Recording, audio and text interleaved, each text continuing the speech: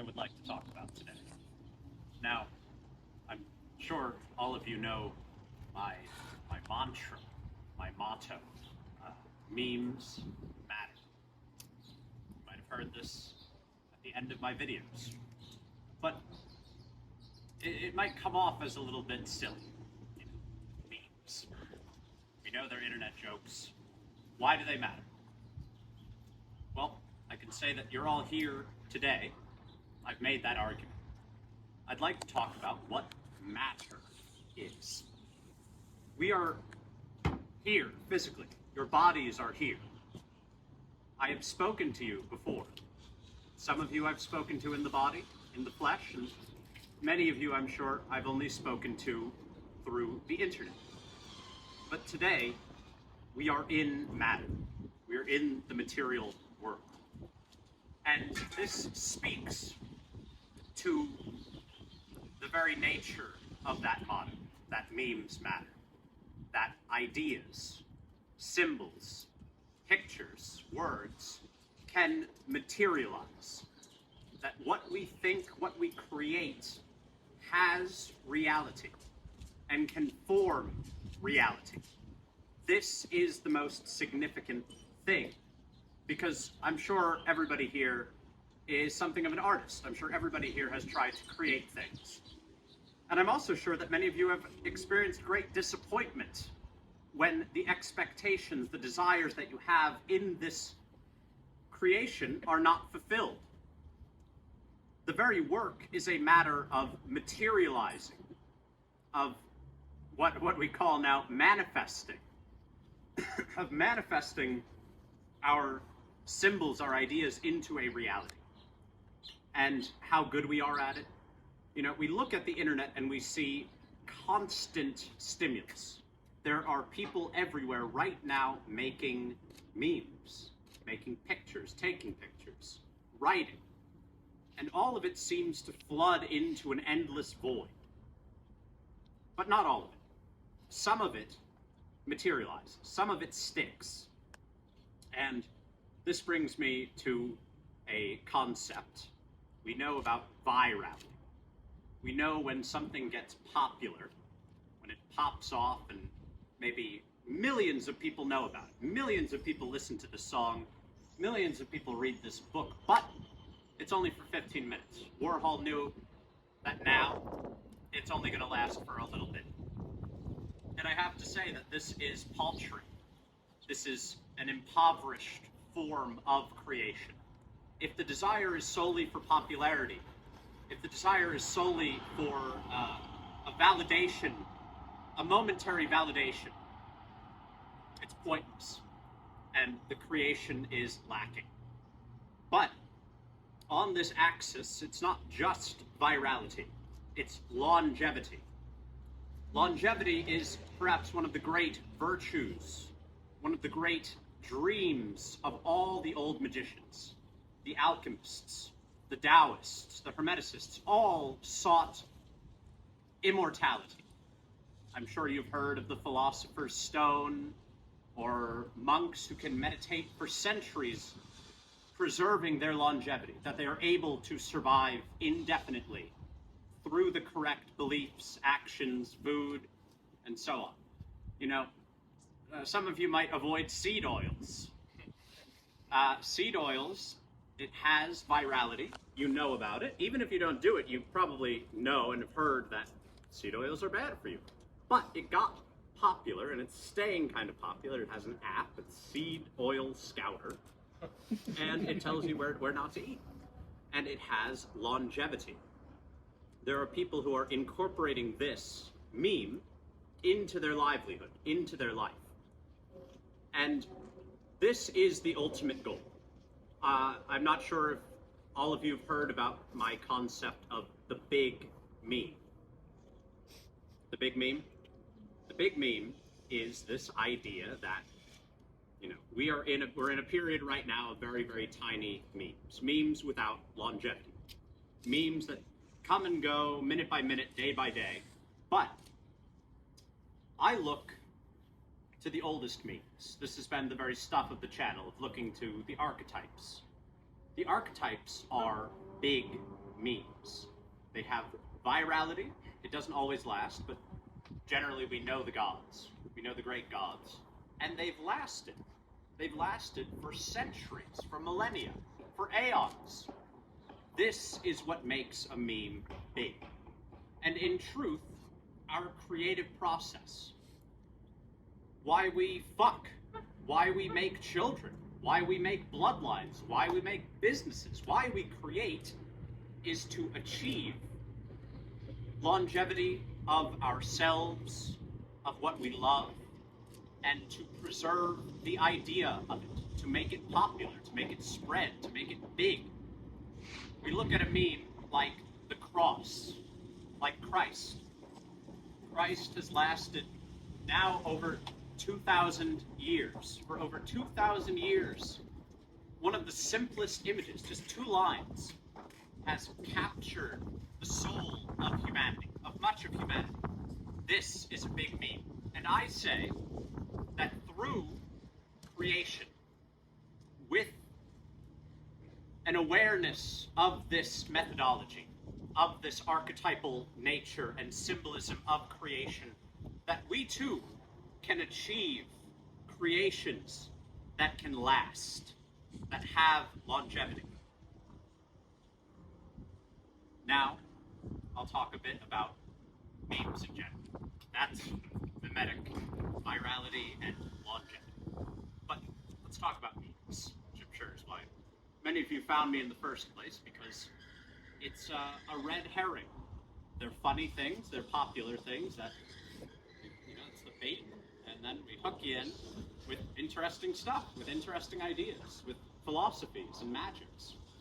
Now, what is a meme?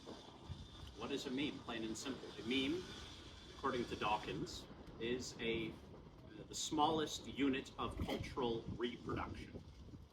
It's this idea that, a monkey, they eat fruit, but sometimes the fruit is dirty, and they die. So one monkey, a genius monkey, a monkey who knows magic, who has spoken to God. God came to him in a dream and told him, fruit water. And so he puts the fruit in the water, he washes his fruit, and he eats it. It's a little ritual. It's something he just starts doing. And he lives. And he teaches his friends. And they live. And the ones who don't wash it die. That is a meme. Simple action. This is a meme. Peace, V for victory. One created by Aleister Crowley. Spock. This is a meme. Spider-Man. These are all memes. These are simple things I'm sure all of you have done. We learned it through media. We didn't get born with this knowledge. It was spread to us mimetically. But I think Dawkins' approach as a meme as oppositional to gene, as oppositional to biology, is lacking, because he is a scientism believer. He doesn't believe in what we can call a spirit or a soul, which I think is the true nature of the meme. It's ritual. We look at William S. Burroughs, the great beat writer, and he had this idea of virus. That language, what we're all communicating in right now, is a virus. It's a virus from outer space. Now, we look to animals and we don't see language in the same way.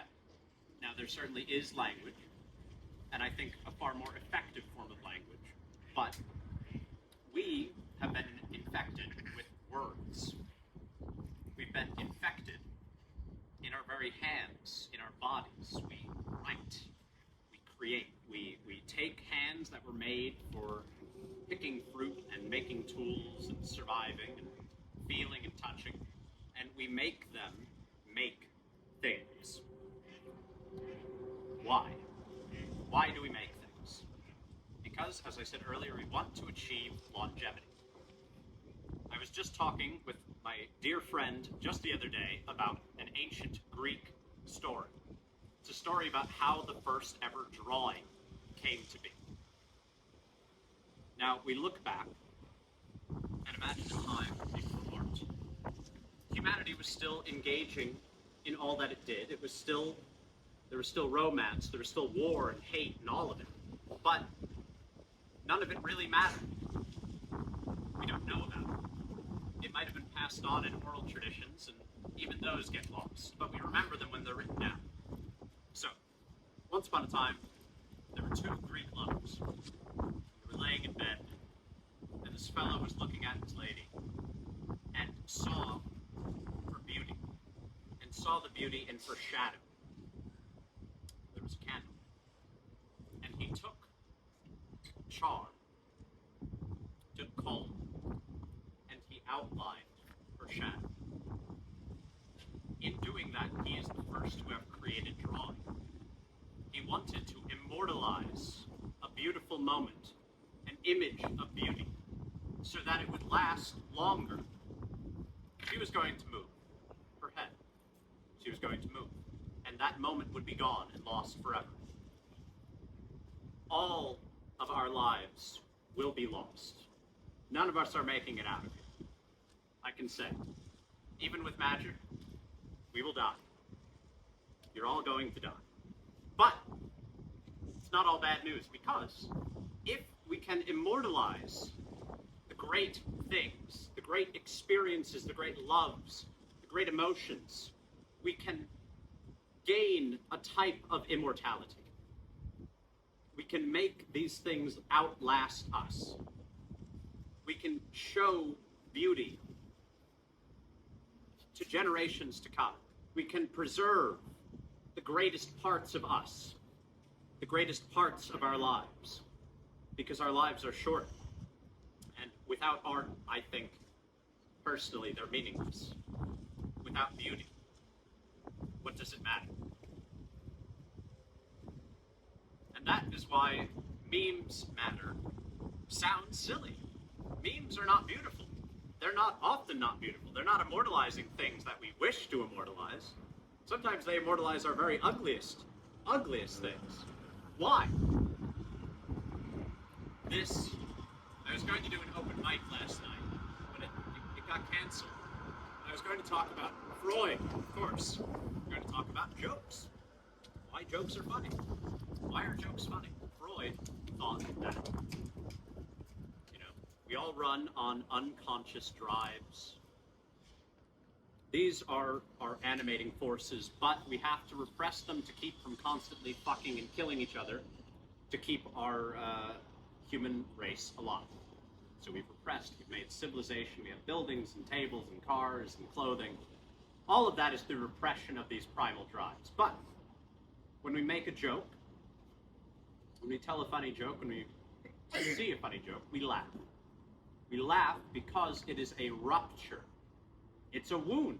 It's something that rips open that civilizational front, that civilizational facade, and reveals the base drives. And so, memes are expressions of these base drives. They make us laugh. They're funny.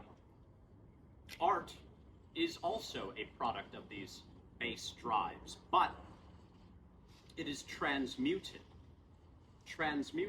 through spiritual, emotional, and mental processes to give it longevity, to make it new, to make it beautiful.